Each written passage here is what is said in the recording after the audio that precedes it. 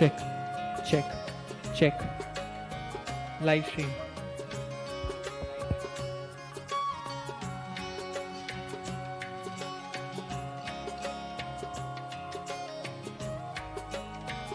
Check, check. Mic. Live stream. Check. Live stream. Check.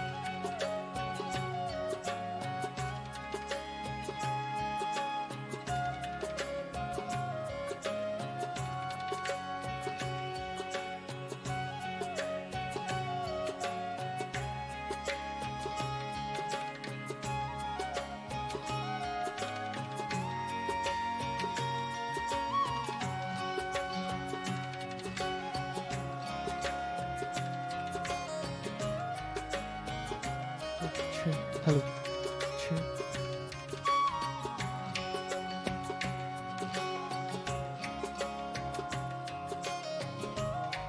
Check. Hello. Check.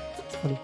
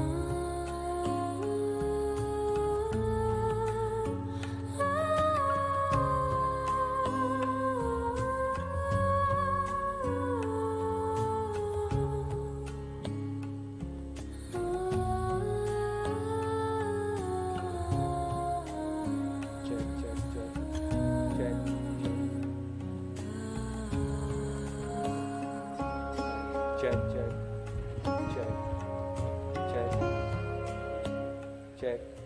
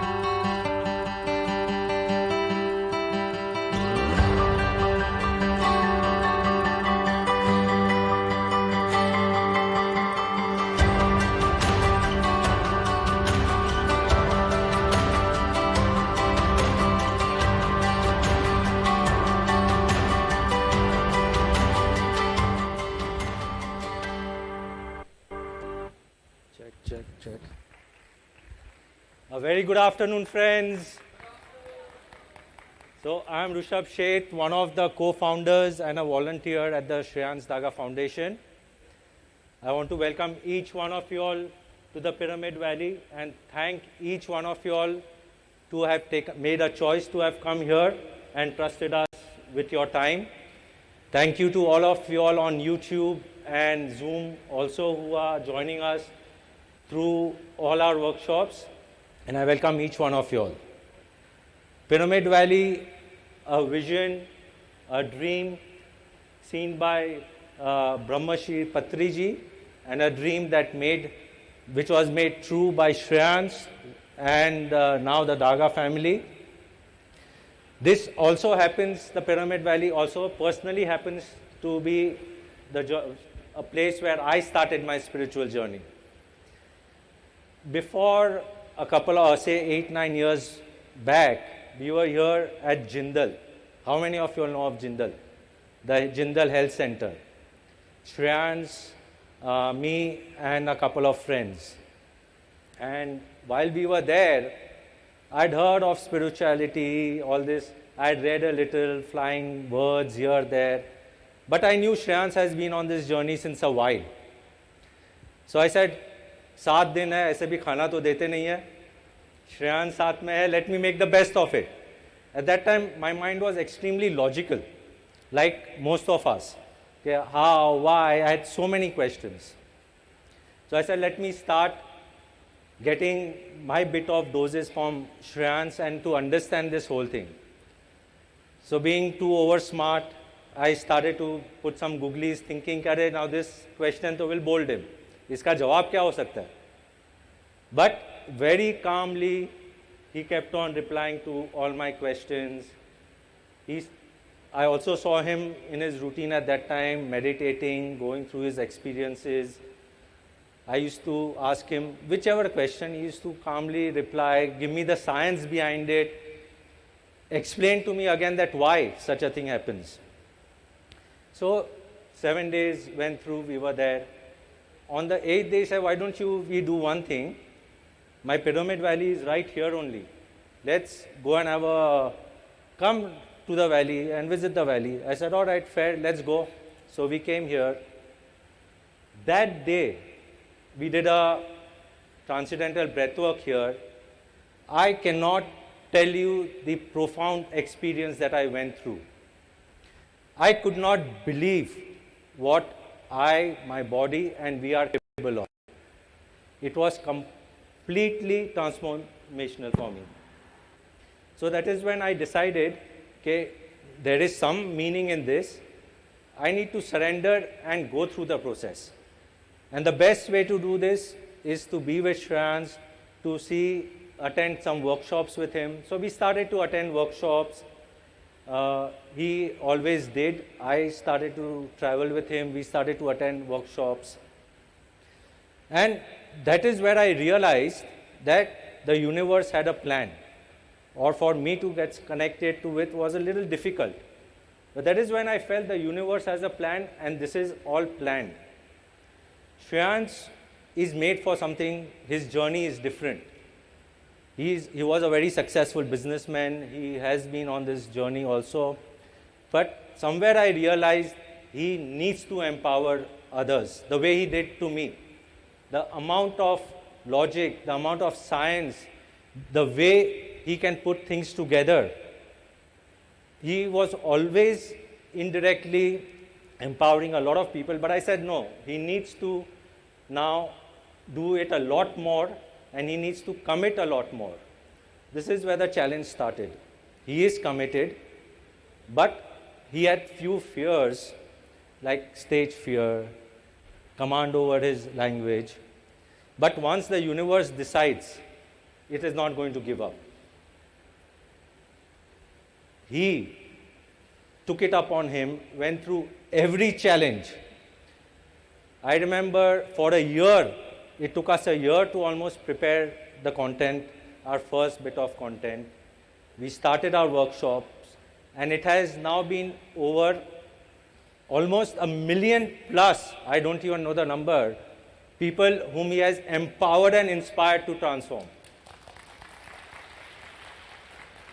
So the inspiration to transform, when we listen to those transformation stories, that is what again inspires us. And that is where we keep on growing, we keep on giving. Also, what makes us different and what makes all these Shreans' workshop different? I can assure you one thing, you all are going to experience transformation here. That's a given. Most of you all are. But the real challenge is when you step out of the valley, when you all are in the real world, when you are with your family, at the workplace, peers, husband, wives, in-laws, that is where the challenge starts. But if you all are committed, we are as committed, we will not let go of you even on your journey outside of the Pyramid Valley. We have created various platforms to stay connected with us, to keep you all connected with us, to keep you all going on your journey. We have our WhatsApp groups, almost now 70, 75 in number. We have our app, the Soul Lab. Have you all downloaded our app, Soul Lab? Yes, because that is something important that all of you all need to download. We stay connected over our Soul Lab. Every meditation, every workshop is a work in progress. It is not that Shreans records and every time it is reviewed, renewed. All of them are professionally done. Shreans gives a lot of time himself to all the meditations and the workshops that are being created. We have our email IDs where any one of you all can write into us, and with time we do give our feedback. We are very approachable. Anytime anyone can reach out to us on our WhatsApp number and we do respond. The uniqueness about this workshop, like I said, is the science that we present along with the experience that we provide to each one of you all. It is just not a talk. After the talk, we follow it up with an experience. Post the experience, we have our Q&A session where anyone having any doubts, any explanation is given. So more or less, our workshop follows the 3 M's of the spiritual world, which is meditation, which is making friends with your past, being mindful, which is remaining in the present moment, and manifestation is creating your desired future. It can work for health, wealth, happiness, relationship. Broadly, this is what our workshops cover. And given the number of years and the amount of workshops we've done, I can guarantee you if Shreans is given 28 days, he will be as committed and he will want 30 days. That is the kind of workshop that we've built, we've created for each one of you here. The workshop has an underlined direction that we normally take in our workshop, which is connect, create, celebrate. Connect means connect with yourself, connect with the divine, and connect with the energies and people around you. Today, in participants, we have healers, we have doctors, we have participants who have gone through profound transformation. They've had some amazing transformation journeys to share. Reach out, connect with them, talk to them. Each one here carries a very positive energy, and that is why they are here. Create your own future, manifest, create your own vibe. Celebrate. That is, because we are on this path does not mean we are any sadhus, gurus or anything. Celebrate every moment. You will find through our workshop, in the evenings, we are all going to be celebrating and having fun, enjoying as well. So, this is a little bit about what our topics and the workshop covers, the direction of the workshop. Before I introduce a few more people, I just wanted to give you all a little housekeeping. Have you all downloaded all the our Soul Lab apps? Yes. Are you all a part of our workshop WhatsApp groups? Because you will receive regular updates on those groups. We also have a help desk when you enter the pyramid. Anyone facing any issues can connect with the help desk and we will try to resolve it. Air conditioning, at times it could be cold, it could be warm. So please, each one of our bear with us. We will try to keep we'll try to see the temperature is optimal, but it may happen that maybe some fluctuations. Settling in, today is the first day. There could be some challenges, may not be any challenges. Please bear with us. We will get over it. I also want to introduce you to the moderator. I think she's running a little late.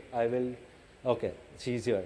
So that's going to be the moderator for the event, Neha. Just tell them a hi.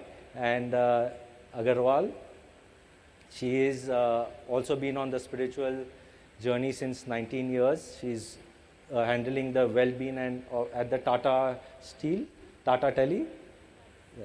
So she is going to be moderating through the events. Has Abha made it? Okay. We also have Abasha, who is going to be picking up few topics. Her flight has been running late, so she should be coming in anytime soon, and we will introduce her as well. So with this, I think I wanted to now call Shreans to pick the session up. Shreans, a friend, a brother, a guru, someone who has not only inspired me, but inspired many on a spiritual journey.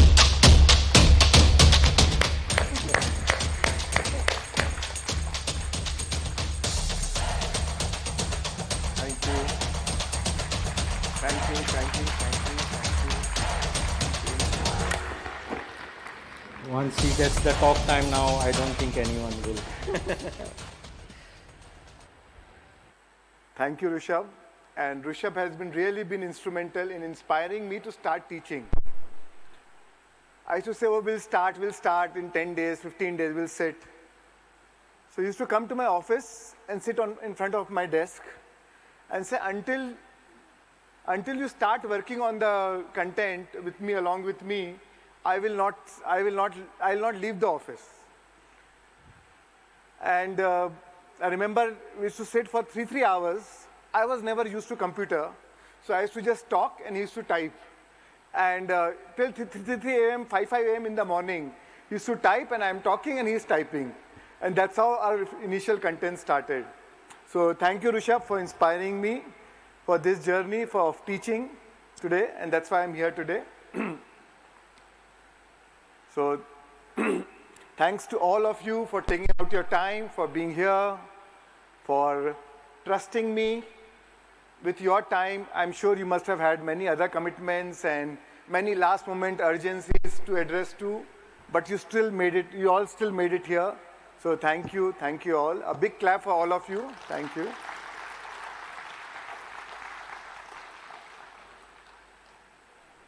When I was coming from Bombay yesterday, and when I landed at Bengaluru airport, I met a very old friend, 30 years.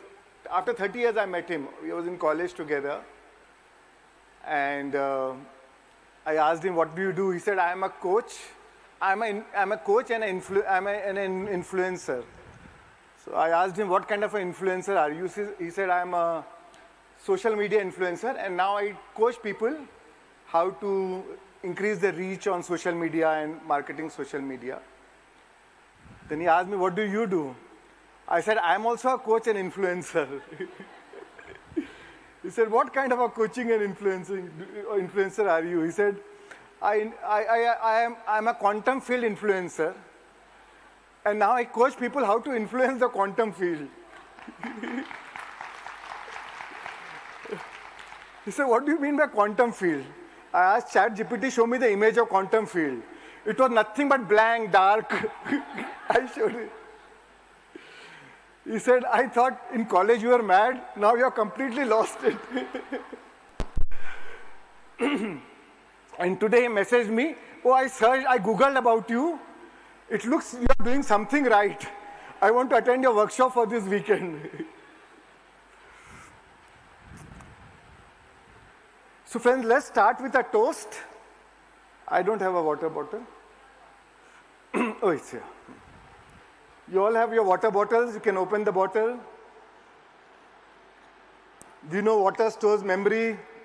Water has power to store our intention. So we energize our water with a toast. And then drink it. So welcome, beautiful souls. And as we begin the sacred retreat, let us raise our glasses, our bottles, not just to drink, but to declare two presence, two possibilities, to the quiet wisdom within each of us that brought all of us here. Today, I want that let this space be where we release what no longer serves us. Where we remember our power to create, our power to heal, our power to rise. So let's all of us affirm, just repeat after me. I'm exactly where I need to be. I'm open to receiving all the good the universe has in store. I trust in the timing of my life. I am safe. I am whole. I am enough. So friends, as we meditate, may we anchor deeply into stillness. As we manifest, may we rise boldly into alignment. As we connect, may we recognize the divine in ourselves and each other, in each one of us. So here's is to breakthroughs, to blessings, to becoming. Let this retreat be a turning point. Cheers to the magic already unfolding. Cheers to life.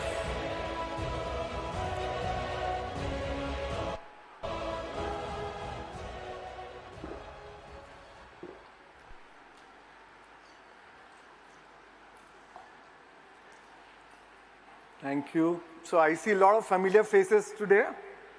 How many of you are coming for the retreat for the very first time? Oh, a lot of you. Thank you. Thank you for coming. How many of you who are coming for the first time, but they have done online classes or online workshops? Right. So few of you. And how many have never done any of the classes, any of my workshops, but still coming for the first time?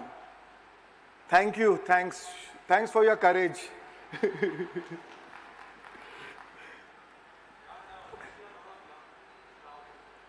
Sorry? Yeah, a lot of youngsters today. Yeah. And yes, of course, I welcome to all the old people who are coming back again. Thank you all. So, especially for new, let me start by sharing my story, how I got into spirituality. So the year was 1993. For the people who have come before, they must have heard it so many times. They must be like, oh no, not again. So the year was 1993, and I was in Sydenham College, Mumbai, Bombay. I was studying in second year BCom. I was 19, and suddenly I got to know that my father passed away. He was 46, and it was a big shock for me, my family, and I was going through a lot of grief, a lot of anxieties, a lot of insecurities. And the feeling of loss of my father really pulled me down. And slowly, in next 2.5 years, I slipped into a deep depression. College time, I used to drink casually, but then I became a compulsive drinker. Any time to numb my pain, I would start drinking. I'll have alcohol almost every day. And after 2.5 years, I was detected of chest tuberculosis. And that was the time I really broke down. And I said, I need help. I need to do something different with my life now. I need to change the course of the direction of my life. Otherwise, I will also die very soon. So that is when I spoke to my sister, and she told me, my sister lives in Karnataka, and she said, she had attended Patriji's workshop before, and she said one spiritual teacher, Patriji, is coming to Bombay tomorrow. And if you want, I can request him to stay with you, and probably you'll get to spend some time with him, and probably he can guide you. And And then Patri sir came to, can you show the image? Patri sir came to Bombay, he stayed with me, and he saw me taking medicines for the TB, and he asked me, what are you taking this for? I told him, sir, I just got detected of TB 2 days back, and then I narrated, he was asking me about what I'm doing and everything. I narrated the last 2.5 years of my life and what I'm going through emotionally. He told me, your TB is like a fire alarm. By taking medicines, you're shutting the fire alarm. But the real fire, which is your grief, your anxiety, your insecurities, that is going to continue. Then it will come in form of some another disease. So what you really need to do is to actually work on the root cause, your emotional cause. But I said, sir, I don't know any other way. I only know the medical way. He said, but that's why I'm here today. And he made me sit for meditation. He said, meditation is the way. Let's meditate. He said, let's meditate for 10 minutes. He started playing flute. He used to play beautifully flute. And then I told me to close my eyes and started guiding me for meditation. By the time I opened my eyes, it was almost 40 minutes or more. And when I opened my eyes, I felt the calmness, the peace, that wholeness that I had never felt. Or probably in last 2.5 years, I'd completely forgotten that what this feeling feels like. And during meditation, I had a strong sensation of energy flowing into my chest area. And then, initially I thought it is some magical power of this Baba, this Guruji, who has done something, and that's why I'm feeling like that. And then it raised many questions. Next 24 hours more he was with me, and I asked him many questions. And his approach was very scientific. And he said, your breath is your guru. I am not your guru. I am no Baba. I don't have any magical power or anything. It is your breath which makes you feel what you're feeling now. And if you connect to your breath, you can heal yourself completely in 40 days. He said, take a Hanuman Chalisa. 40 दिन के लिए he said, पवन पुत्र बन जाओ. अपने उश्वास निश्वास का सहारा ले लो. And 40 दिन में you will heal yourself, not only physically but emotionally. And because you will heal yourself emotionally, physical healing will follow. And at that moment, I gave him a commitment. Because my first experience of meditation was so good, I believed in him. I said, okay, sir, I give you a commitment. 40 days, I'll meditate regularly. But after 40 days, I will not take any medicines. He said, no medication, no doctors. He was a very strict kind of a guru. He said, all doctors are stupid. He said, they only have the half knowledge. They don't have the full knowledge. They don't understand the emotional science. So I said, okay, sir, but after 40 days, if I don't heal, I'll again start my medicines. He said, okay, Baba. and then I had many questions. So while he was leaving, so he said, read these 2 books. He gave me one book, Power of Your Subconscious Mind.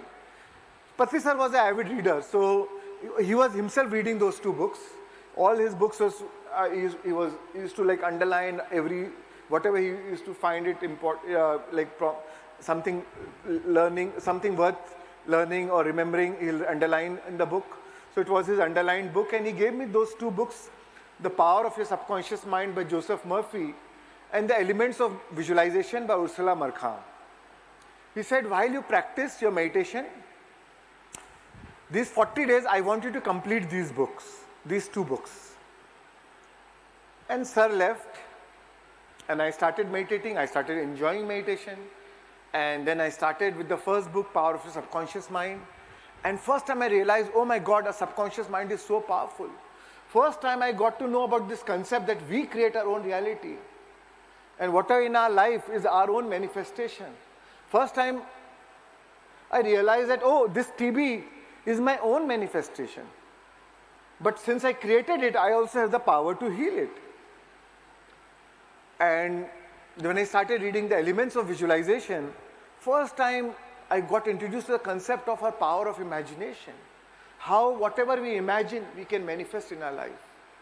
How imaginal acts become facts. How feeling a state produces that state. So, and after the end of every meditation, I used to visualize that I'm healthy, I'm healed, I'm happy, I'm joyful, and feel it. And then that's how I used to open my eyes. But again, I was very skeptical. On and off, I'll feel, oh, what if my TB is getting worse? So somebody told me, oh, you should do pranic healing. So one weekend I did pranic healing. Another weekend I did a Reiki course. Another weekend I did a Silva method of mind control. And then I was due for my X-ray after 30 days. When I got detected, doctor told me that come back after 30 days, I'm giving you a medicine, a course for 30 days. And once I see your X-ray again, then I will give you a course for another 8 months, depending on your X-ray after a month. So I took my X-ray, went to the doctor, and the doctor was really surprised. He said, I can't believe this is the first case in my life I'm seeing that in 1 month, TB is completely gone. Not even a slightest shadow on the X-ray. Thank you. So that was in fact a shock for me myself. I was surprised that, oh, but I remember when I was walking down and the doctor said, okay, but anyways the TB can come back in 8 months. So you have to complete the course for 8 months further. I said, okay, I'll do it. I didn't tell him what happened and all that. So, and I remember when I was walking down the stairs from the clinic, tears were continuously rolling down my eyes. And it was tears of joy, tears of empowerment, tears of humility. That, thank God, that my sister introduced me to Patriji. And without even being dependent on him, he taught me a technique where I could heal myself. And I felt so empowered that, without dependency, I healed myself. Without any medicine, without any external, any influence. And that felt so good. And then I realized that when I was reflecting back upon my emotional health, I realized that I'm no more feeling grief. I'm no more, those panic attacks stopped coming. I was sleeping very peacefully. Otherwise, I remember I used to wake up in the middle of the night, 2 o'clock, 3 o'clock, sweating, feeling insecure, or what will happen to me, my family. And now I realize that I've been sleeping very peacefully, and somehow I'm very confident now that everything will be fine. In 1 month I realized that, oh, actually I didn't drink for last 1 week, last 10 days at all. I don't feel the urge to drink anymore. So everything started changing in my life. And then I was doing CA Inter. So, but last 8 months I could not, twice the exams came, but in last 1 year, but I did not attempt it because somehow I didn't have the confidence to give it. I again said, okay, now I'll complete my CA. So I started studying, and I was an average student all through, but when I gave my CA Inter, again I was visualizing that my exams have gone good and I have done so good. And when I got my results, I got 43rd rank in India. And I was surprised. My family was surprised. He said, "Pakka cheating kiya hoga." After CA results came, 2 days later, my uncle called up that Shreans, we are basically from Madhya Pradesh, Betul, my hometown. So my uncle called up from there and he said, "Shreans, I'm just informing you that in last 1 year, we have made a lot of losses in the factory. We were into edible oil manufacturing business, even now. So he said, we have made huge losses in the factory. Almost the losses are 7 crores. And even if we sell the factory, we'll get 2.5, 3 crores max. So there's no point now running the factory. So we are declaring to the bank that we are literally declaring bankruptcy, and I'm just letting you know. Since it's a big decision, I'm letting you know." So I said, okay. I said, "Uncle," I told my uncle that, okay, I will give up my studies and give me 2 months' time to start looking after the factory. If I can revive it, fine. Otherwise, what you plan to do today, do it after 2 months. He said, "That's totally fine." Next day, I took a train back to Betul, and first time I started looking after any kind of business, and I asked my manager, my GM, that how much money does it need to at least start the operation? The morale was very low because last 3 months salary was not paid to any of the employees. And he said, minimum 2 crores we need, that at least we can pay some salary of at least 1 month, 2 months, and we can start buying some raw material to start the operations. So again, every time after meditation, I will start visualizing that 2 crore has come, staff salaries are paid, they are very upbeat, we have started buying raw materials, factory is running, factory is profitable, it's doing good, and that's what I was doing. In fact, I started meditating for 2 to 3 hours in intervals in a day, and every time visualizing more. After 1 week, I went to meet a buyer in Delhi, and the buyer knew about the company, but first time I was meeting him, and he said, I can buy your production. I told him I can sell my production for 3 months, for next 3 months at a discounted price. But the fact is, today my factory is shut. You will need to give me some advance against the order, which was never a norm in our industry. He said, "Young man, I like your honesty. I will give you the advance." He opened his drawer, he took out a checkbook, and he exactly wrote a check for 2 crores. When I saw 2 crores, in my mind I was thinking, why didn't I visualize 5 crores? I'm a greedy Marwadi, you know. My wife, whom I was started dating, my wife, whom I was started dating that time in '99, and I wanted to marry her. I'm Marwadi family, very conservative Marwadi family, and she was Gujarati, so my family was very much against marrying her. And almost one and a half year I went through convincing. I used to visualize every day I'm marrying her, but somehow the family was extremely hell-bent and they were not agreeing to it. And I decided that I'll only marry with family's concurrence and acceptance. Because I know if I do against their wish, they'll make a life hell for her. So I said, no, I'll convince them and then marry. So, and I knew that I had to marry this girl only because we knew that she was also into spirituality, I was into spirituality. We had seen our past lives together, we had past lives connect. So I knew this is my life partner for this life for sure. And then I was wondering that I've been trying this work for my health, meditation, creative visualization work for my health, for my education.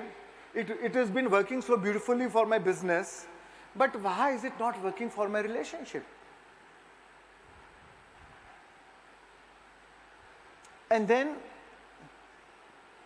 I did one workshop and where they was talking about 7 asin on relationship. I did a workshop on relationship and there was a concept called 7 asin mirrors of relationship.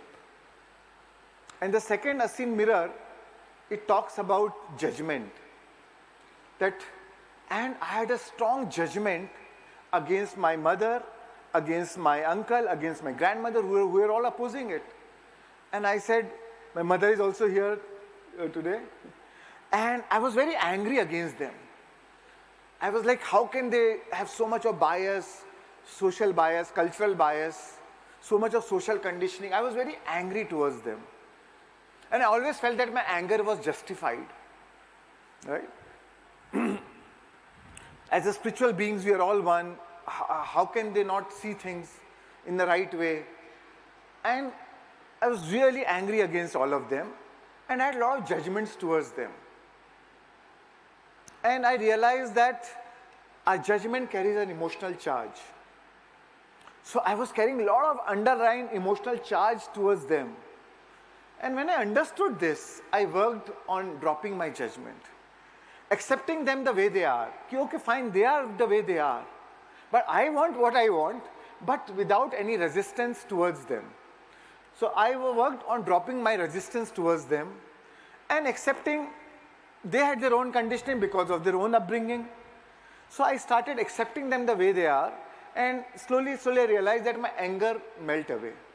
Within 1 month I realized my anger melted away. I'm no more carrying that charge, emotional charge towards, or any kind of resistance towards them for their not agreeing to for my marriage. After 1 month, my mother tells me, actually Shreans, if you ask me the truth, he said, सच बात बताऊं बेटा, मेरे को कोई problem नहीं है. तू तेरी ग्रैंडमदर और चाचा को बुला ले, तो उनको मना ले, तो मैं मान जाऊंगी. मुझे कोई प्रॉब्लम नहीं है. I said, wow, that's good.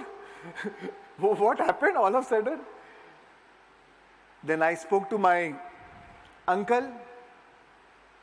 I spoke to my grandmother first. He said, बेटा you know तेरे चाचा कितने strict हैं. मेरे को कोई प्रॉब्लम नहीं है. तू तेरे चाचा को मना ले तो मुझे कोई दिक्कत नहीं है. I said, wow, that's good. When I spoke to uncle, he said, oh, if your grandmother is fine, then what problem do I have? I have no problem.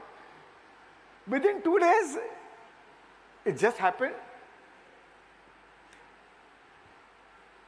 And so I realized that how it worked for my relationship. So, but then I wanted to know what is the science behind it. Okay, we create our own reality, but what is the science? How we think and feel, we influence the quantum field, but what is the science?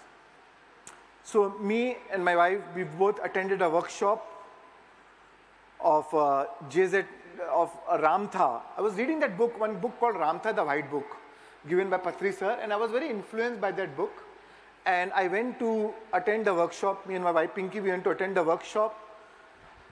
Immediately after marriage, I said this, I said before honeymoon, I want to do this workshop together. And we both did it. And the first time there, I got to learn all about quantum science and quantum field and neuroscience and brain waves and chakras and epigenetics and all those in 2002. And it really made me understand the science behind manifestation, science behind creation. And since then, it's been an interest, it's been a topic of my interest and research. And whatever I've learned through many masters, and as my life started, personal life started getting transformed, it inspired me to help transform others' lives. So it became my mission or my life purpose to spread meditation to others, to spread spirituality to others. And I traveled a lot with Patri sir to spread meditation to others, and to spread spiritual science to others. And I used to start organizing all these workshops of Dr. Newton, who was a past life regression therapist, again my mentor. So, and many other masters. I started attending many of their workshops, like Dr. Wayne Dyer, Abraham Hicks, of course Ramtha, then later on Dr. Joe Dispenza, Greg Braden, Bruce Lipton.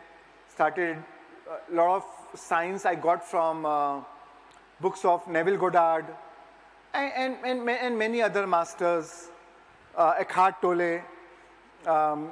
So many other Western masters and Indian masters.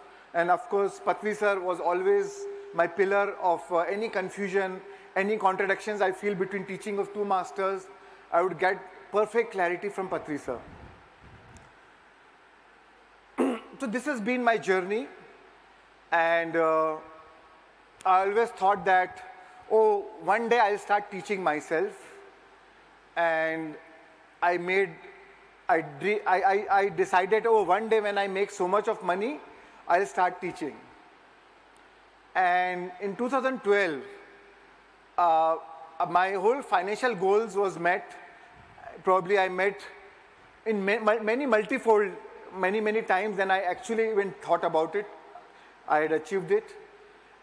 And I thought, okay, now I should start teaching. But it took me 7 years, almost 6, 7, 8 or 9 years, 7 to 8 years to actually start teaching, 6 to 8 years to actually start teaching. Because you know, when 20 years if you've been doing business and making money, I realized that I was addicted to making money. Money making was no more exciting for me. It was not giving me it was giving me fulfillment. But the moment I go to the office, the moment I become a part of the same ecosystem, part of the same matrix, I would do the same thing. Again, during meditation, I'll get that inner prompt, oh, you should start teaching. But then I would not listen, right? And 2019, Global Festival of Spiritual Scientists was going on here in Pyramid Valley. And I was into commodities trading business, and some policy changed, and I suffered huge loss. Whatever money I made in the last 6 years, I lost it all. And I knew, in my meditation, I knew that this was a nudge from the universe, that now at least start teaching, now wake up. And I got that clarity and the insight, that this is the universe plan to actually, sometimes when you are very rigid and you need some nudge, some stronger push to break that pattern. And this was universe way to wake me from my slumber or from my pattern, addictive patterns. And then Rishabh pushing me for teaching now. I said now there are many signs happening. So that's how I started teaching. And last 5, 6 years I've been teaching, and here I am. So thank you. And you all have been my inspiration. I had a strong stage fear. I never thought, oh, I'll teach. I wanted to teach, but I never thought that I'll actually do it. When I told my wife was into wellness platform, and she was 2019, when I told her I want to start teaching. So I told her, can you organize a workshop for me? She said, really? You want to be on the stage and teach? He said, how many people are you expecting? How many people do you want me to organize for your workshop? I said, 100 maybe? He said, I can guarantee you 5 people. You see 5 people sitting here? That much people I can guarantee you. And I did the workshop in my own building, and we got registration, 125 registrations, and exactly 100 people came. So I said, this is a sign now, again, universe has a sign. And then COVID came. 6 months I was teaching, then COVID came, and then again, I started teaching online and got a lot of great response from everyone. So honestly, you are all my inspiration. And for me, personally, I found that my highest actually spiritual growth or learning happened when I started teaching. I realized that teaching has been the best form of learning. And I honestly feel that whatever I'm teaching, somewhere I know I also need to learn the most. So I'm not any guru or saint. I'm only sharing what I am. While I'm sharing, I'm also learning. I am my own student that way. And I've decided to teach only whatever wisdom I've learned from so many masters, which I've applied in my life, and I've benefited from it. And I feel that, yes, this is the evidence I have to myself. And only that what I'm teaching. Only that. So that is where I've drawn the line, what not to teach. And only to teach what I have experienced and felt their transformation. So that is what I feel compelled to share with you all. And I hope you all can benefit from it. So,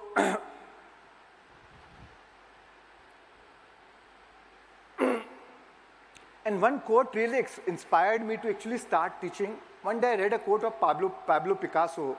He said, the meaning of life is to find your gift. The meaning of life is to find your gift. And the purpose of life is to give it away. And when I started teaching, I really felt so fulfilled. So much of energy rushing, so many ideas flowing, so many concepts flowing, so many words flowing. And so I knew this is my path. This is my passion, this is my purpose. The more I did it, the more I felt attracted, more I felt drawn towards it, right? So that's how I'm here. Having said that, Socrates said, you cannot teach anybody anything. You can only make them think. So the truth is, I am only trying to make you think, to give you the knowledge, the understanding. And then it is your own practice, through your own meditations which you do, and apply that teaching into your own life with clarity, which actually lead to your transformation, right? The truth is, others can walk with you, but nobody can walk for you, right? You have to do your own push-ups. And I find you all courageous to actually be ready to do your own push-ups, to ready to be work on yourself. It's very easy to find some guru who give you some blessings and Swamiji and tumhara pura dukh main le leta hu and I will cure all your problems and I'll take care of everything.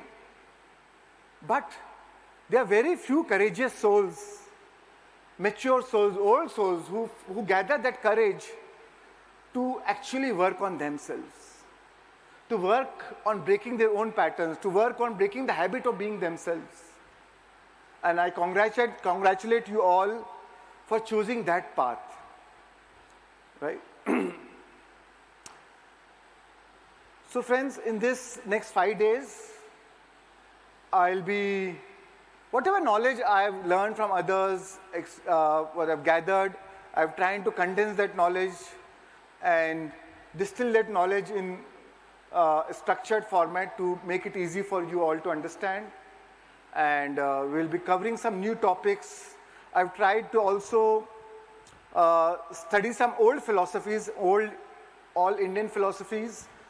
So during this 5 days, I'll also try to connect those old philosophies with modern science, quantum physics, neuroscience, and the link between them.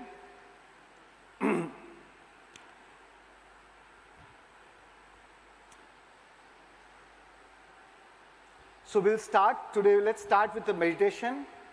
Today, we'll do a meditation called Anapanasati meditation. Most of you know about it, but those who don't know, this is the meditation when Buddha left his palace in search of truth, how to eradicate suffering. He did many practices. He went to every Swami, every Baba. He learned whatever they taught them. He learned so well that he learned better than the teachers. When the teacher also said, I have nothing more to teach, now you find somebody else. He did a lot of penance, he did a lot of fasting, he did all kind of rituals and everything he did. But eventually he didn't find truth. One day, when he sat down below the boat tree in Gaya, in India, and slowly, when his attention went to his breath, and he started observing his breath. When he started observing his breath, he went into this place of complete emptiness. When he lost himself as nothing, he found everything. Right? He realized himself. Right? That is what we call self-realization. It was his realization of his own self. Call it enlightenment or moksha or kavalya or keval gyan, whatever you call it, different religions call it different things. Right? So, and then he realized that, and today we are lucky that we have such a beautiful technique on the platter given to us. Somebody who must not have done the research not only for those 6 years, but from many lifetimes he must have done this research and actually gave us the simple technique to empty our mind. Now, why do we need to empty our mind? Why in the meditation do we empty our mind? See, Buddha discovered that the reason for suffering is our identification with the world of things. Our identification with a certain relationship or certain objects. It may be a house or a car or your spouse or your children or your friends. And now we have social media. Whatever you are attached to. We get attached to things because we find happiness in it, right? So it's natural, and happiness is a natural urge. We all want to be happy. It is natural for us to have a desire for happiness. 7.9 billion people on the planet. What is one common thing that we all chasing? What is one common thing that we all wanting? Can you tell me? Happiness, right? Happiness, peace, love. This is all common things. This is what we are wanting. But the truth is, we've been hypnotized to believe that happiness lies outside of us. That is what we have learned from childhood. Oh, the happiness lies in a toy. As we grow up, that car becomes, the same toy turns into a car or a house or a wardrobe or a vacation or a relationship. Right? And that's why when we find happiness in the world of things, which is actually pleasure. We confuse pleasure for happiness. But when we find happiness in the world of things, then we get attached to it. Right? But the truth is, something which gives you as much power to give you happiness also holds as much power to give you to give you sadness or suffering. Because when the absence of it, or when you lose it, or in the fear of losing it, again it becomes a cause of your pain or suffering, right? So the suffering is not in the thing. The suffering is our identification, our attachment with those world of things. Suffering is not in the world. It is our identification, attachment with the world of things. So Buddha said if it is attachment with the world of things, so what get attached to the world of things? What get attached to the world of things is our identity. Our identity, our ego, our personality self, right? Which is what we've been given. It started with our name, right? We said, oh, this is my name, right? And started with that. Whatever is the identity we make as we go around, and we make many identities, right? First starts with name, then, oh, I got this degree in college, or this relationship, or oh, I have so much of wealth, or some social status, or I'm a doctor, I'm an army officer, whatever identities we build towards us. And the truth is, the more identities we construct around us, the more constricted we become. The more we tighten these identities around us, the more little we become. And more the identities is, the more opportunity or more the reasons for resistance. Right? How can you do this to me? If my business went through a loss, then this is another reason for resistance. If my competition is doing better than me, another reason for resistance. All negative emotions is some form of resistance. Some form of resistance to existence. Some form of non-acceptance to what is. Whether it is anger or resentment or blame or complaint or guilt or shame, it is some form of resistance, and the reason for the resistance is the identity. So Buddha found that the problem, the reason we identify, and which identify becomes the cause of suffering, some form of resistance, is because of identity. And how to drop the identity?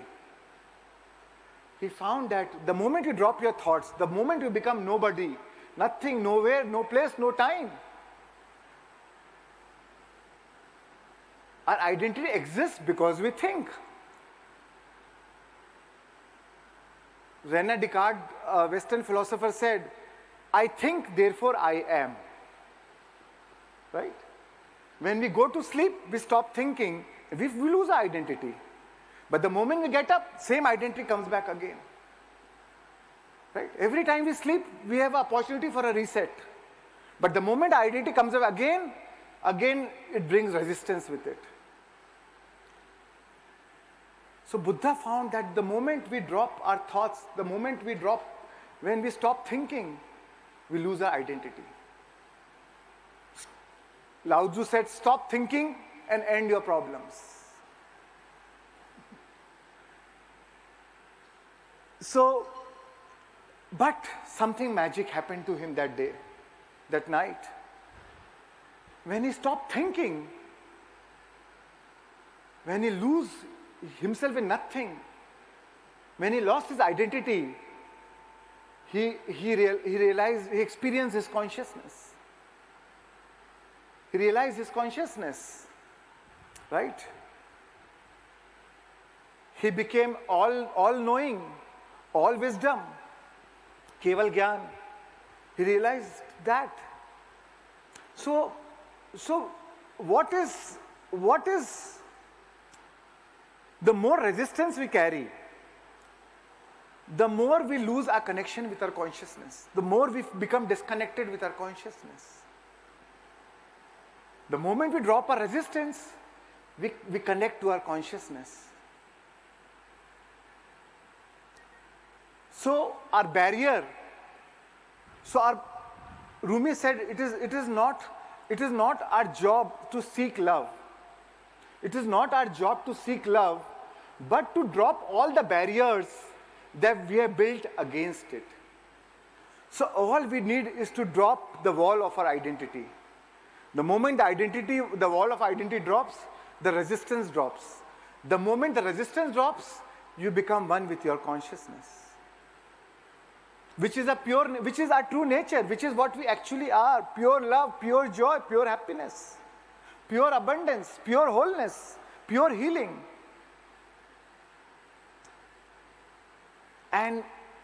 And we come back to our original nature.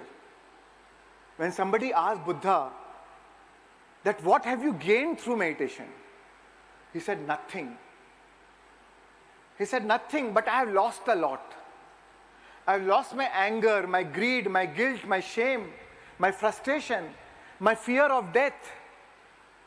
But when I lost it all, I found myself.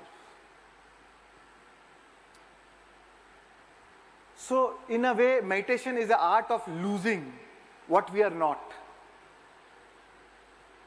And coming back, it's coming back to what we actually are, to our original self. Not the selfie. Right? We take selfie of our body, put it on social media. That is all selfie, our identities. But coming back to our original self. So let's start this meditation. Let's do this meditation. So Anapansati means, Ana means inhalation, Pana means exhalation, the out breath, right? And Sati means to be with your in-breath and out-breath. Simple technique.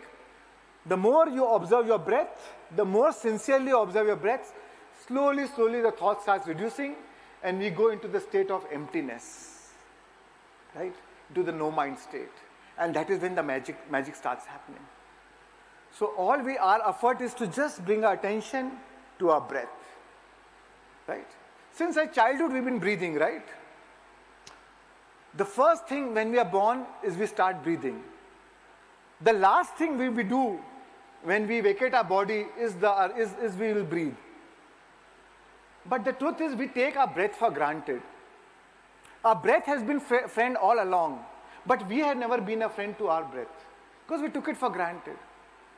But the moment you add your awareness to your breath, the same breath, the moment you add your attention to your breath, the same breath, which is like an air moving in and out of your nostrils, which you feel like a biological process, actually same breath becomes spiritual. The same breath activates all the pranic energy. The same air actually turns into Pran Shakti, the cosmic life force, the chi energy, and you activate that energy into your body. And that heals you at all levels, physical, mental, spiritual, emotional. At all levels, healing happens. So, our breath actually don't need air, it needs our attention. It is craving for, more than the air, it is craving for our attention.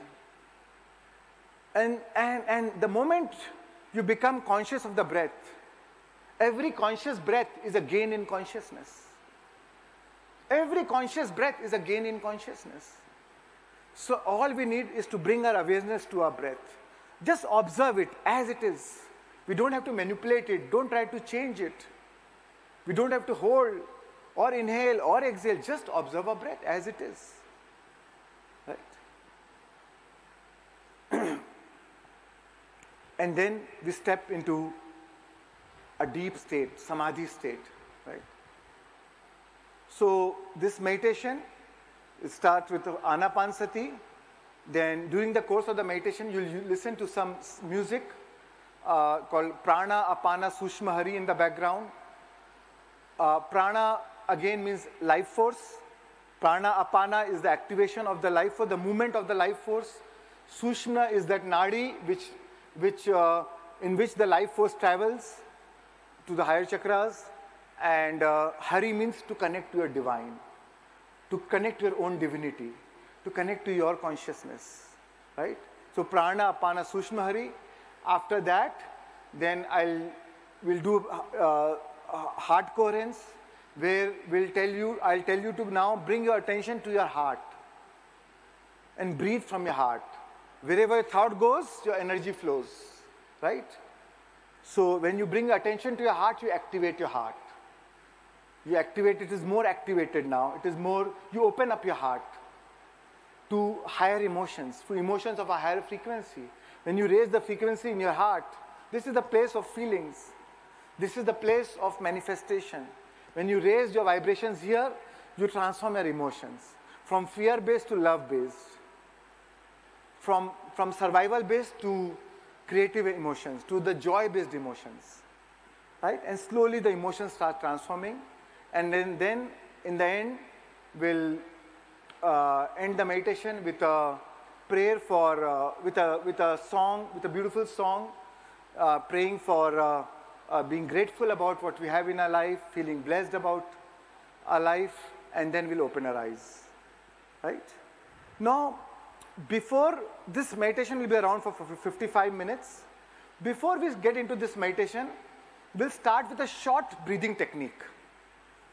Alchemic breathing, I call it alchemic breathing, to change our body chemistry, to prepare ourselves for meditation. Today we have traveled all from different places. We have been a hectic day. So we'll use our body as an instrument of consciousness. We'll do 5 minutes active breathing, and then the music will change, and then we'll slip into, then we'll go into Anapanasati meditation, right? Now, how to do the breathing?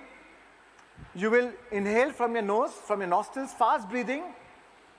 The music will be there. I'll be guiding you. You'll inhale from your nostrils, and as soon as you inhale fully, you have to inhale fully till your belly, and as soon as you inhale, you exhale from your mouth. Now, how do you exhale from your mouth? Like,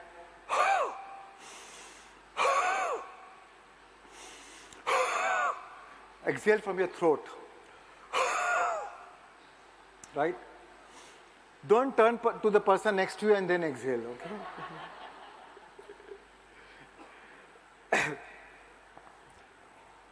So we'll do this for almost 3.5 minutes.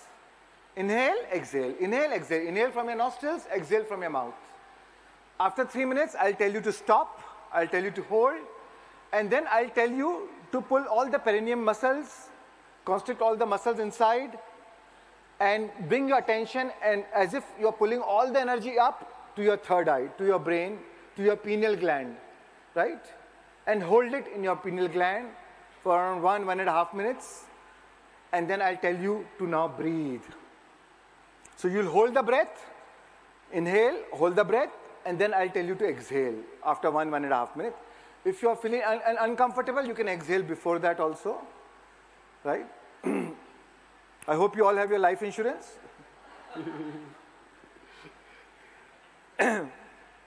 So 3.5 minutes active breathing, around 1.5 minutes we'll hold, pull the energy up into your third eye, and then we'll exhale, and then we'll start with Anapanasati meditation.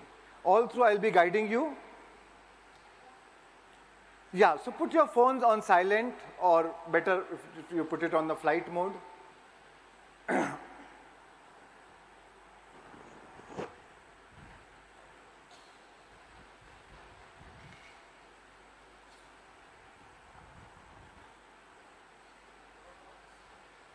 Yes, you can put on your meditation mask, please. You all have meditation mask in your bag, and if you're comfortable. If you're not comfortable, you don't need to.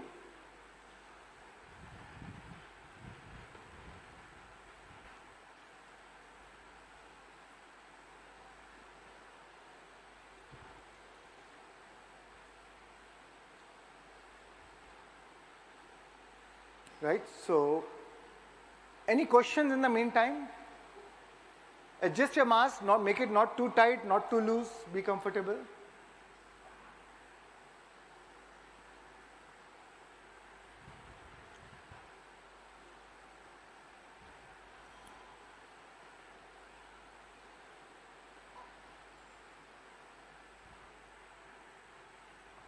I want you to keep your hands, clasp your hands, cross your legs, and now gently close your eyes.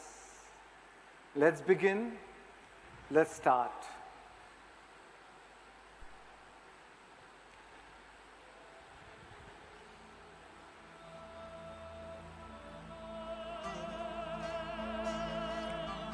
Come on now, inhale deeply from your nostrils and exhale from your mouth, from your throat. Full inhalation and full exhalation.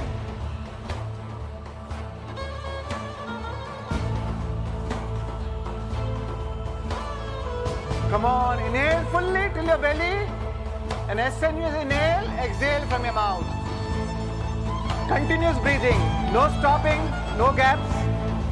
Full inhalation in and full exhalation out.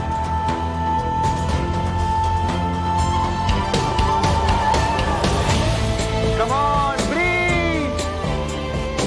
Inhale deeply and exhale from your mouth, from your throat. Come on. This is not a time to rest. Challenge yourself, push yourself. Use your body as an instrument of consciousness. Inhale from your nose and exhale from your mouth, from your throat. Full inhalation, full exhalation.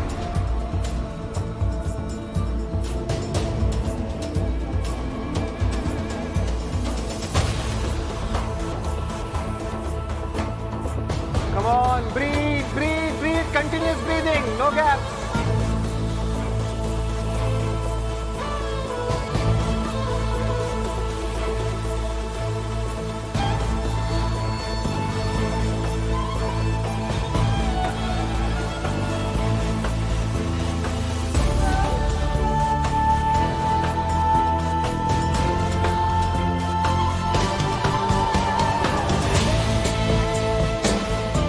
Come on, continuous breathing. Inhale deeply and exhale from your mouth.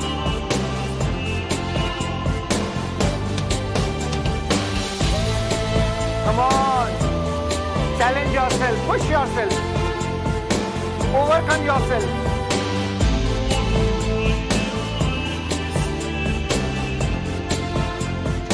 The process of overcoming is the process of becoming.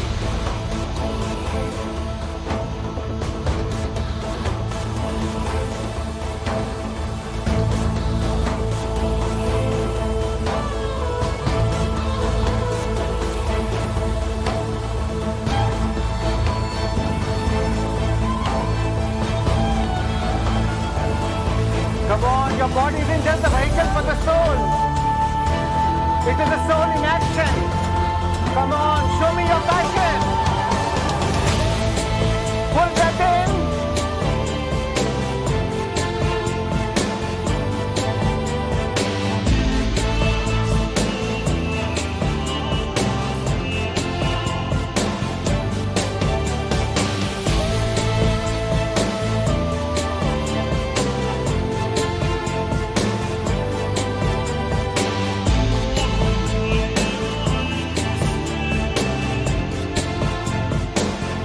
Come on, last few breaths now. Come on, give it all.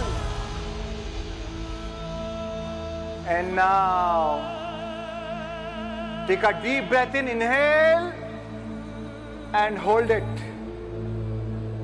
Hold it. Squeeze all your perineum muscles. Squeeze it and hold it. Pull all the energy up from your belly, from your heart to your heart, moving up to your throat, to your third eye, to your pineal gland, and hold it there. Bring all your attention there and hold it there. Hold and hold. And bring all your attention to your pineal gland. Feel the sensations. Feel the movement of energy there. Be there. Stay there.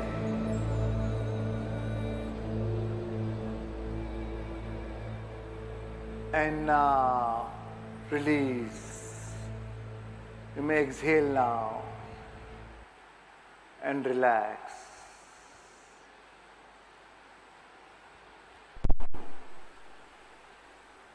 And now, Hands into hands, legs folded, eyes closed, and bring your awareness to your breath. Normal, natural, relaxed breathing.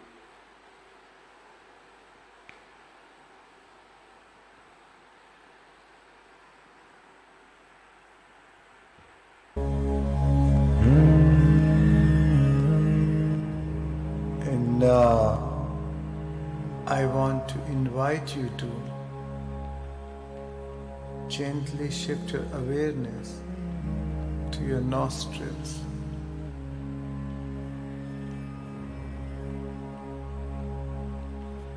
Take one deep breath in through your nostrils, and as you breathe out, relax.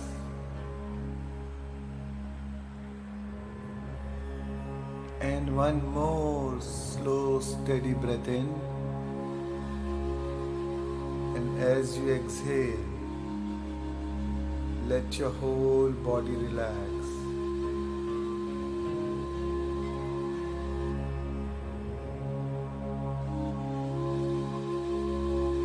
Shift your awareness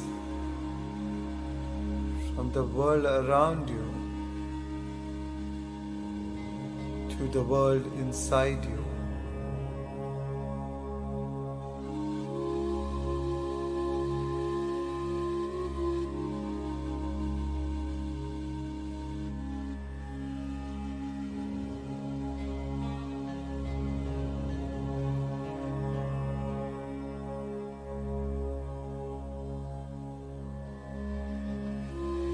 At this moment of time, nothing else exists but your breath. Just be with your breath.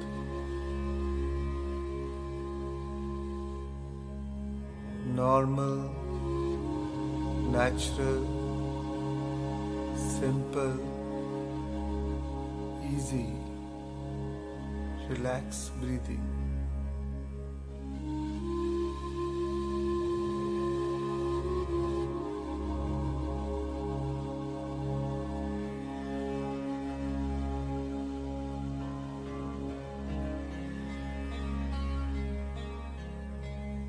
With every inhalation and exhalation,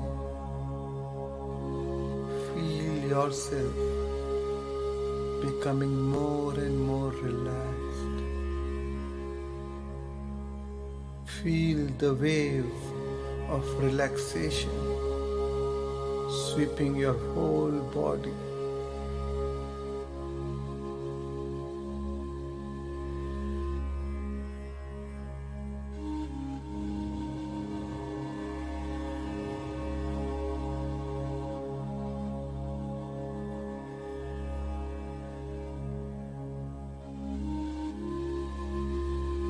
At this moment of time,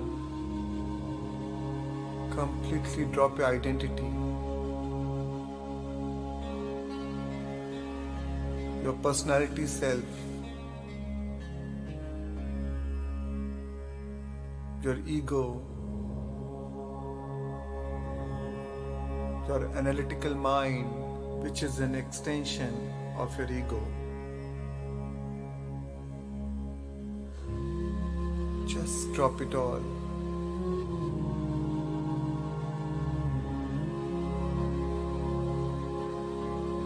And become pure consciousness.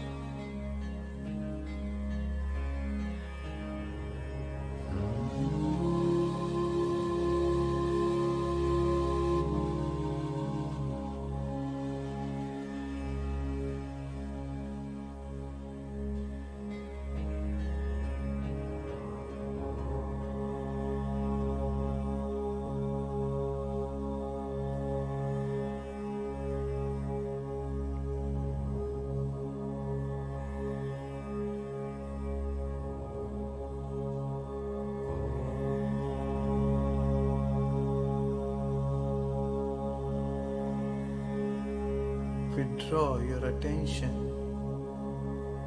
from all people, places, things, time and events,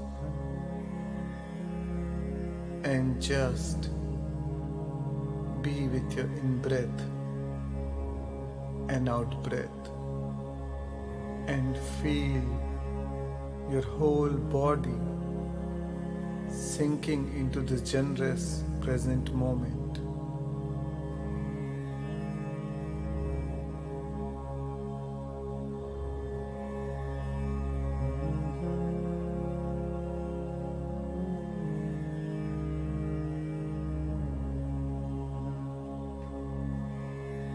If any time you, as the quantum observer, find your mind returning to the known, to the familiar, to people, to things or places in your known familiar reality, to your body, to your identity, to your emotions tied to the past or the predictable future, simply become aware of your in-breath and out-breath, and become one with your breath.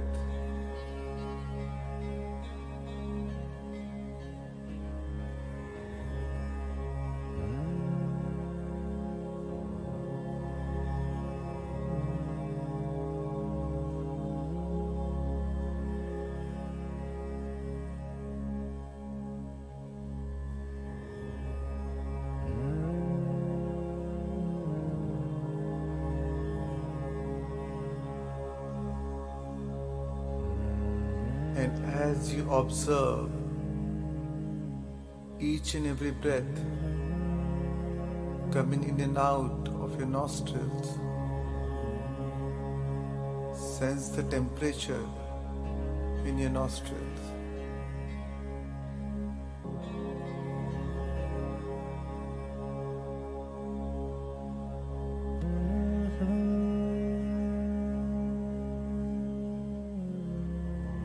Notice the sensations of the air as it moves in and out of your nostrils.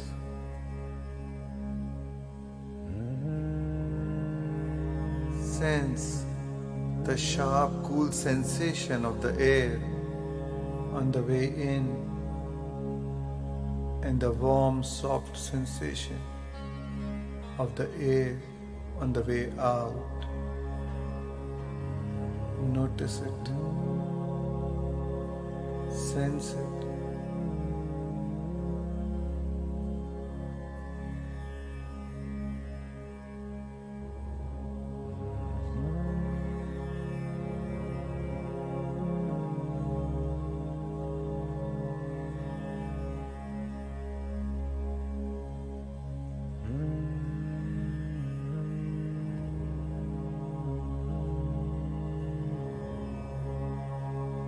Each and every breath is keenly observed. Are you breathing deep or shallow? Observe. Let not a single breath slip by without your awareness.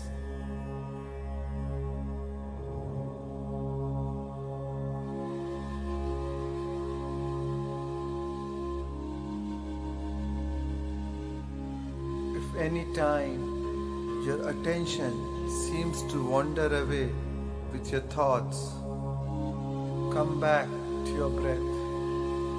Bring your attention back to your nostrils and become one with your breath.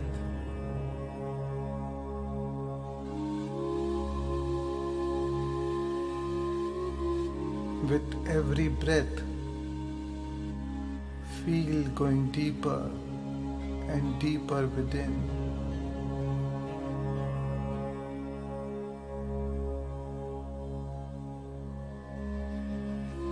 Go deeper. Drift deeper.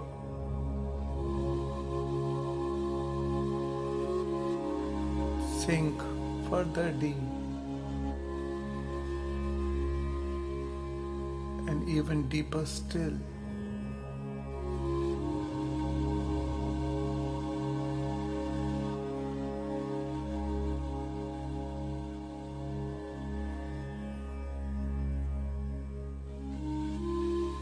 And now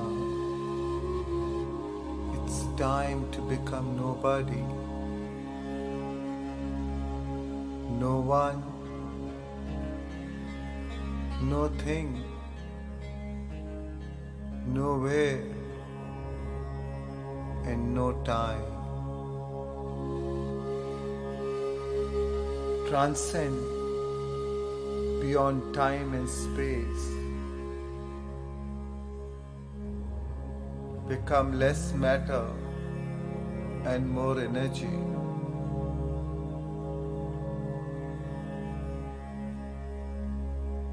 Move from particles to wave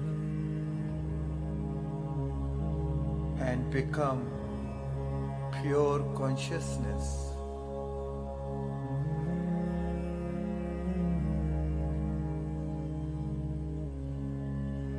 As you lose yourself in this elegant state of nothingness, pure emptiness, the gap between the thoughts is the state where you tune in to the quantum field of infinite possibilities.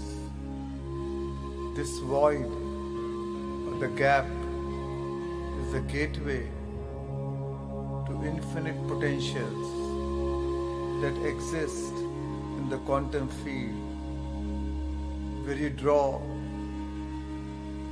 synchronicities and serendipities into your life.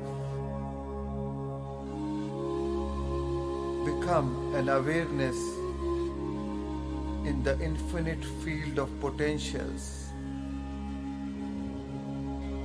and as a quantum observer, invest your energy into the unknown. And the longer you linger into the unknown, the more you draw a new life to you.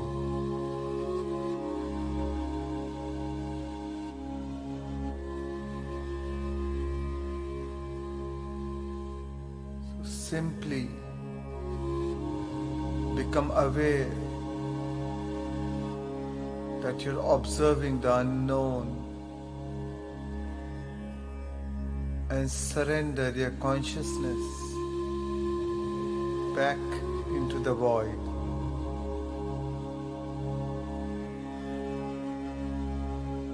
Surrender any aspects of your limited self to join the greater self.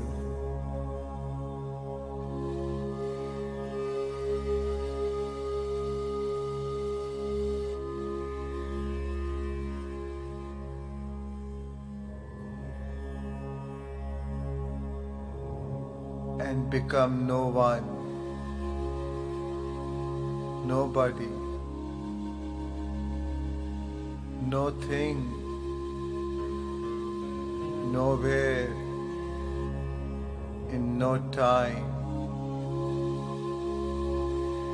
and unfold into the immaterial realm of quantum potentials.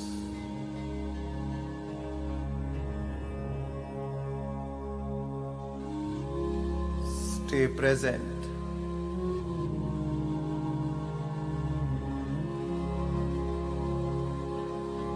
And lose yourself in nothing to become everything.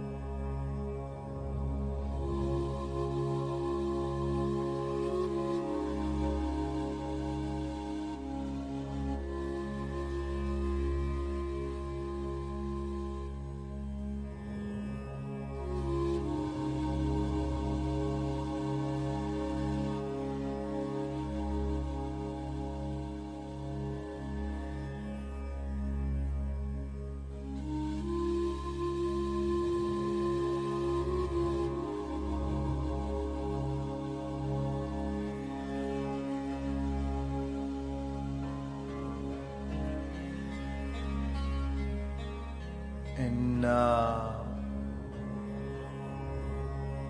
allow this beautiful mantra, prana, apana, sushma hari, to guide you further deep as you continue to be one with your breath.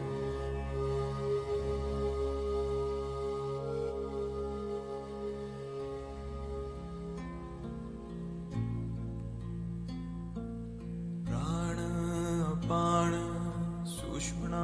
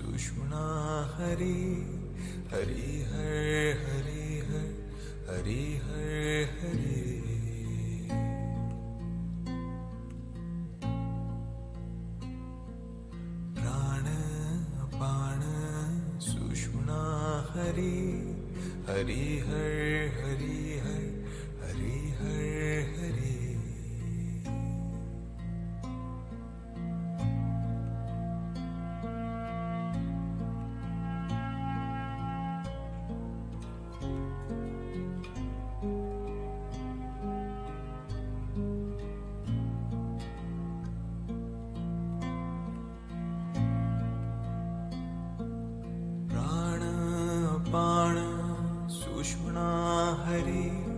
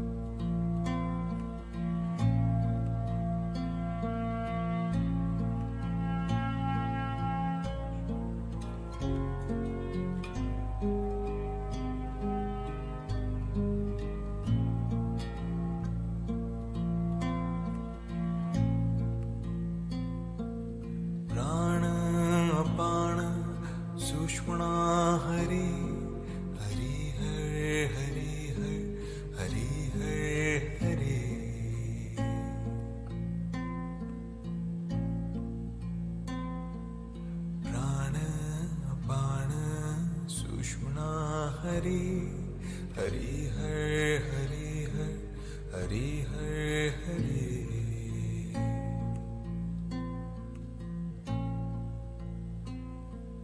Prana, Apana, Sushmana, Hari, Hari Har, Hari Har, Hari Har, Hari.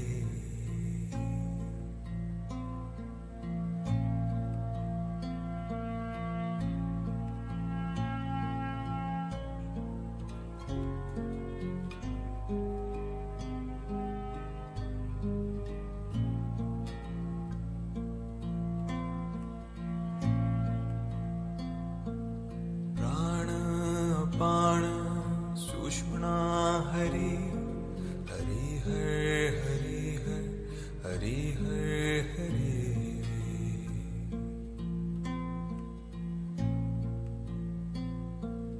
Prana, Apana, Sushmana, Hari, Hari Har, Hari Har, Hari Har, Hari.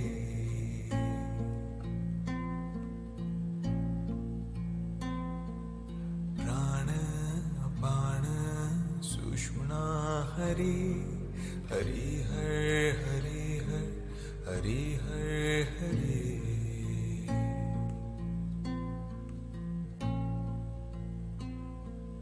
Prana, Apana, Sushmana, Hari, Hari Har, Hari Har, Hari Har, Hari.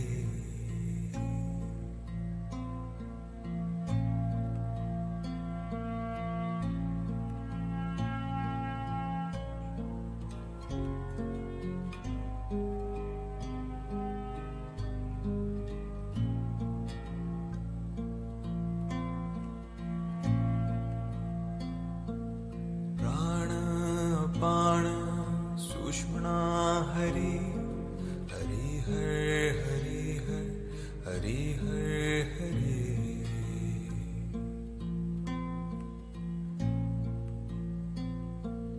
Prana, Apana, Sushmana, Hari, Hari Har, Hari Har, Hari Har, Hari.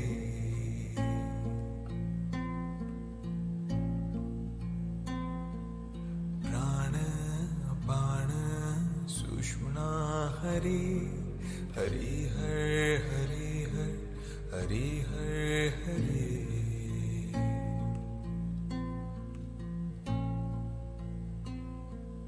Prana, Apana, Sushmana, Hari, Hari Har, Hari Har, Hari Har, Hari.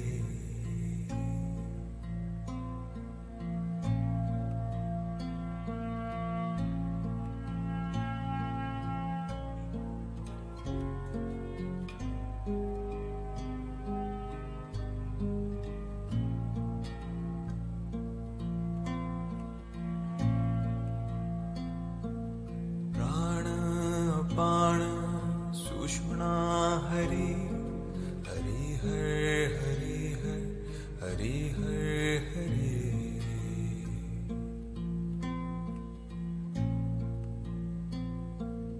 Prana, Apana, Sushmana, Hari, Hari Har, Hari Har, Hari Har, Hari.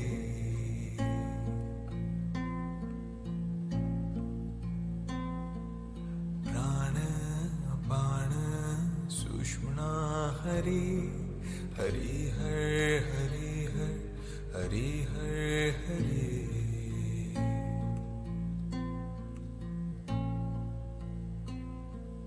Prana, Apana, Sushmana, Hari, Hari Har, Hari Har, Hari Har, Hari.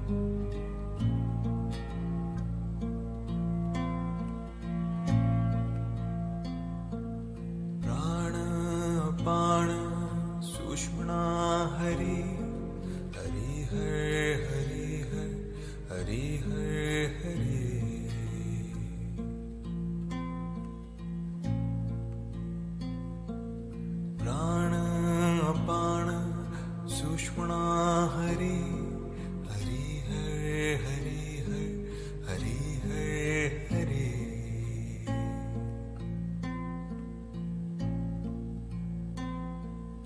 प्राण अपान सुषुम्ना हरि हरि हर हरि हर हरि हर हरि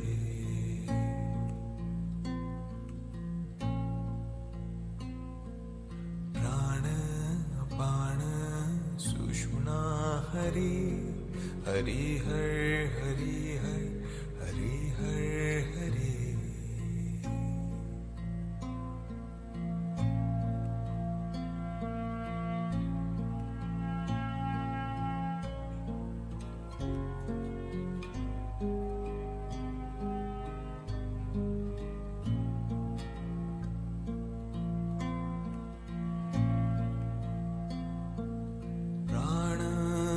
प्राण सुषुम्ना हरि हरि हर हरि हर हरि हर हरि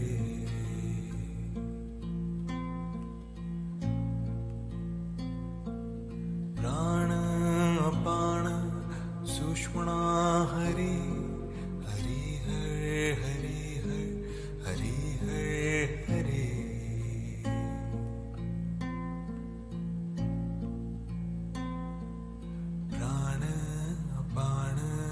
सुषुम्ना हरि हरि हर हरि हर हरि हर हरि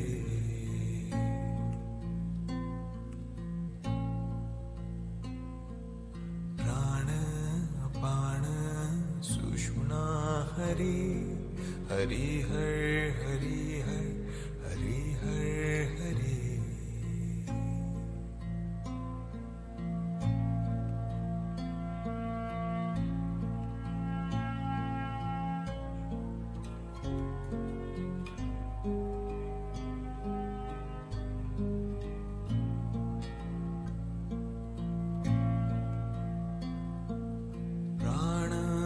प्राण सुषुम्ना हरि हरि हर हरि हर हरि हर हरि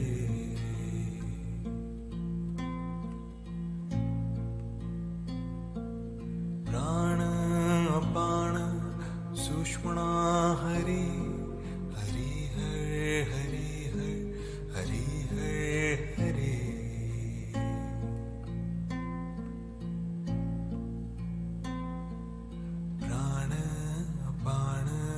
सुषुम्ना हरि हरि हर हरि हर हरि हर हरि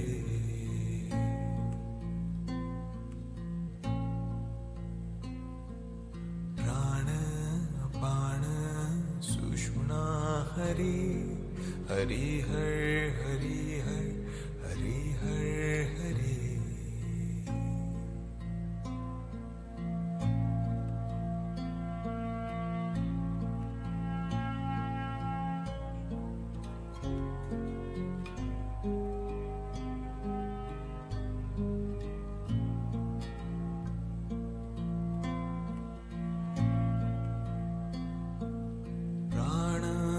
प्राण सुषुम्ना हरि हरि हर हरि हर हरि हर हरि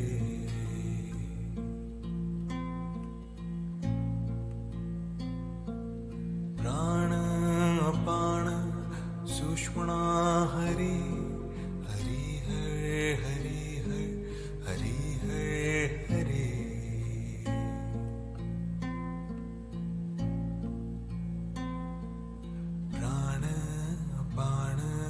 सुषुम्ना हरि हरि हर हरि हर हरि हर Hari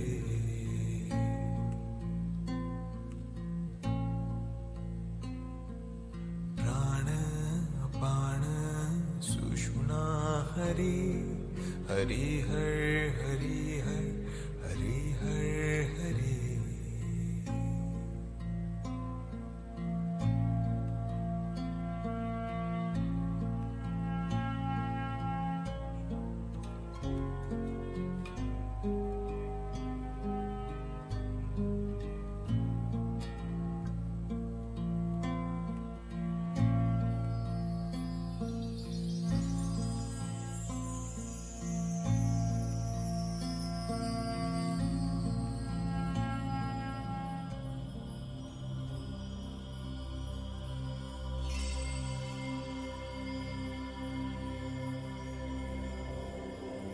now.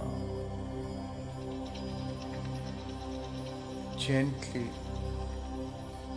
shift your awareness to the area of your heart,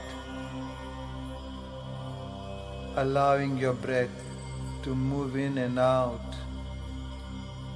of the sacred center.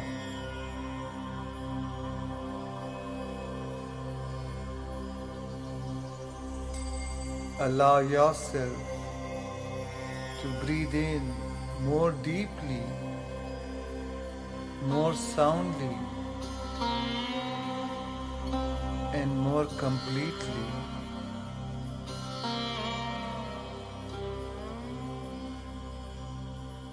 And as you breathe from this creative center, focus on your feelings.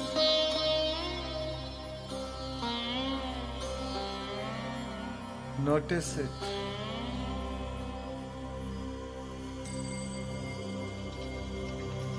Remember, where your attention goes, your energy flows.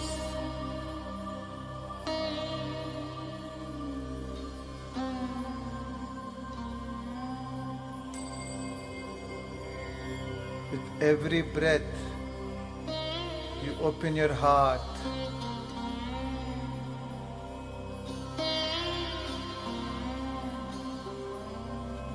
With every breath,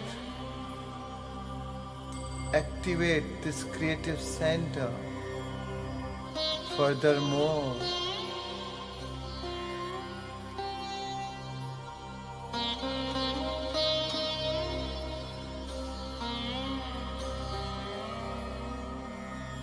with every breath, you add more life into your heart with your attention.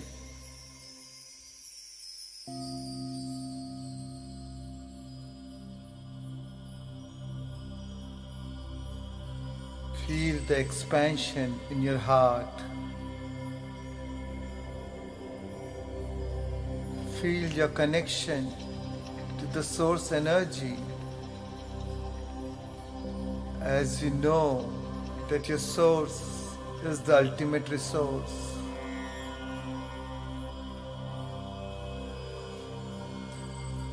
Breathe. Feel.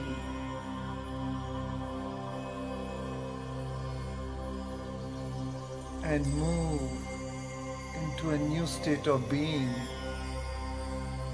as you rest your attention within the center.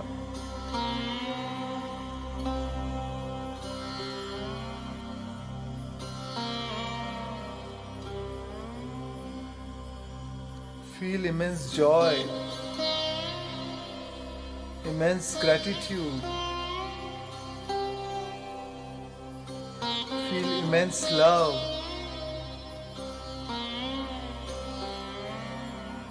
Be thankful for all the things that you are blessed with in your life. Feel the gratitude for your family, your friends, for your possessions. Feel the appreciation for your beautiful body, for your work. Feel the love and connection with plants, animals, with nature, with Mother Earth, which nourishes us.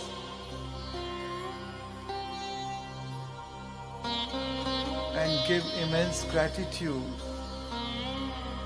for gratitude is the ultimate state of receivership. Feel the appreciation in your heart for what you appreciates.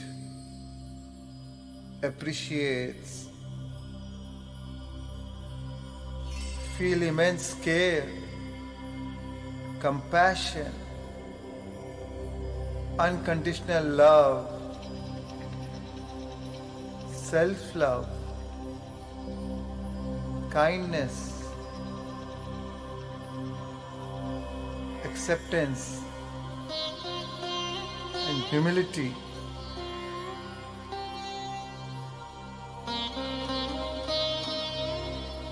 Feel it. Remember this feeling in your heart. Remember it by heart.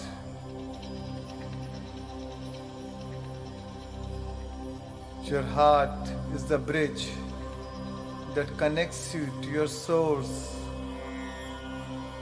Remember, when things change inside you, things change around you. Feeling a state produces that state.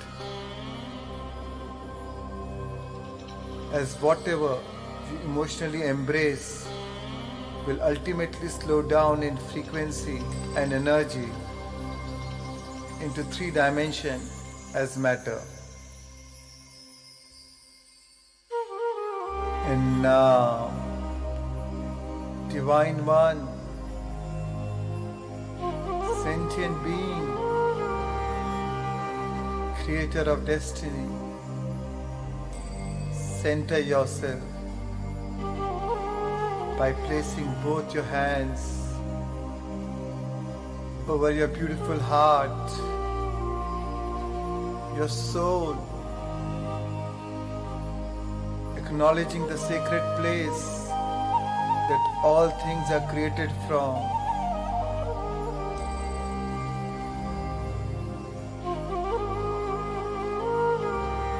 Acknowledging the divine within you, that power within you.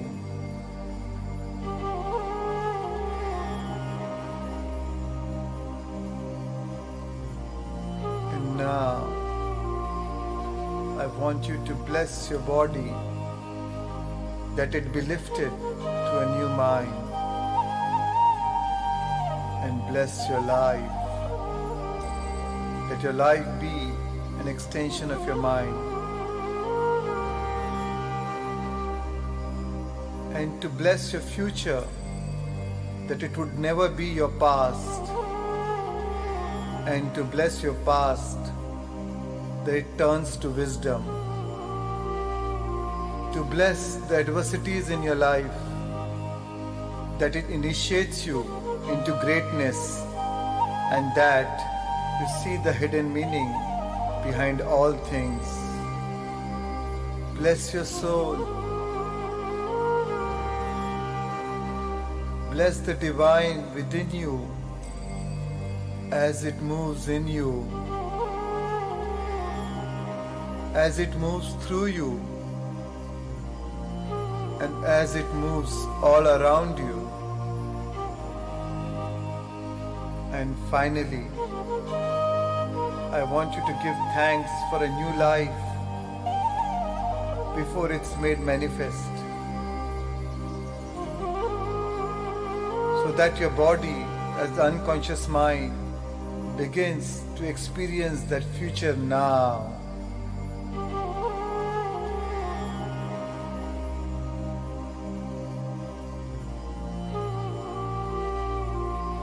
Remember this feeling in your heart. Memorize this feeling. Anchor this feeling. Treasure this feeling.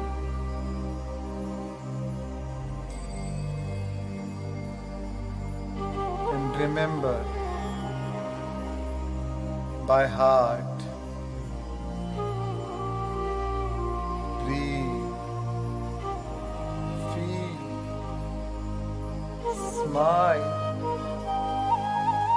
And radiate your love into life. And receive the love from all of life.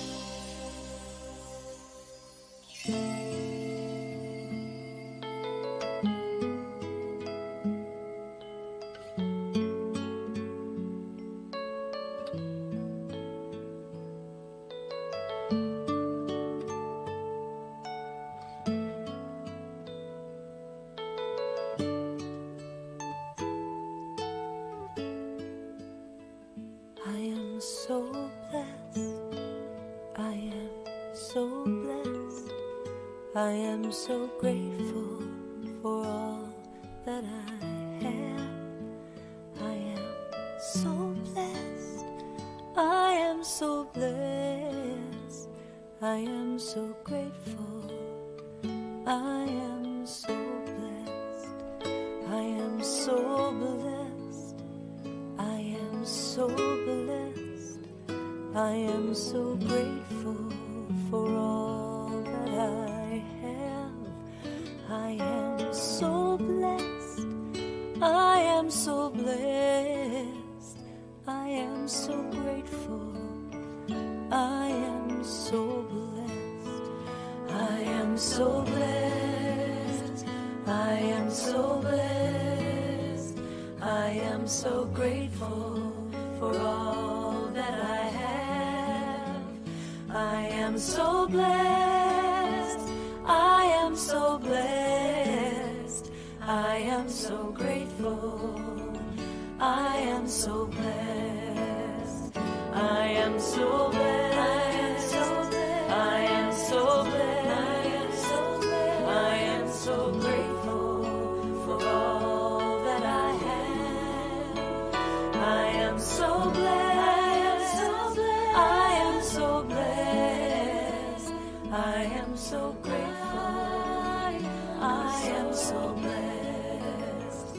I am so blessed. I am so blessed. I am so grateful for all that I have. I am so blessed. I am so blessed. I am so grateful. I am so blessed. I am so blessed. I am so blessed. I am so grateful for all that I have. I am so blessed. I am so blessed. I am so grateful. I am so blessed. I am so blessed. I am so blessed. I am so grateful for all that I have. I am so blessed. I am so blessed. I am so grateful. I am so blessed. I am so grateful. And now, I am so slowly come back. Slowly bring your awareness back to your new consciousness, to your new body,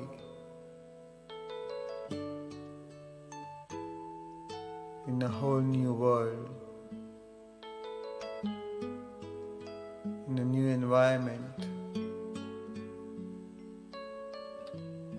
in a whole new time.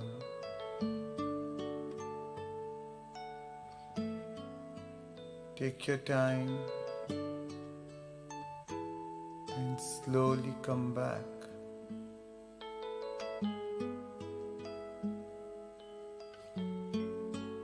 And whenever you're ready, you can gently rub both your hands and place it over your eyes. 5, 4, 3, 2, 1. And slowly open your eyes, feeling refreshed and relaxed. Take your time as you slowly come back into this three-dimensional reality of senses.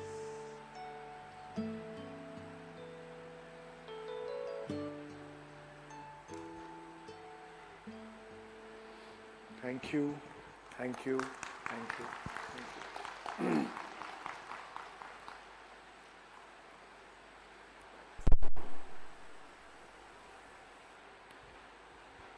Thank Thank you, friends. Welcome back.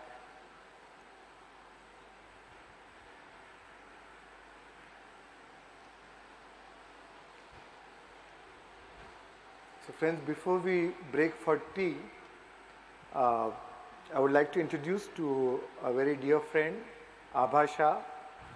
So, little background that when I started this foundation, we found it all together, me, Rishabh, Abha, Varun, and she was also teaching. Then she took a sabbatical.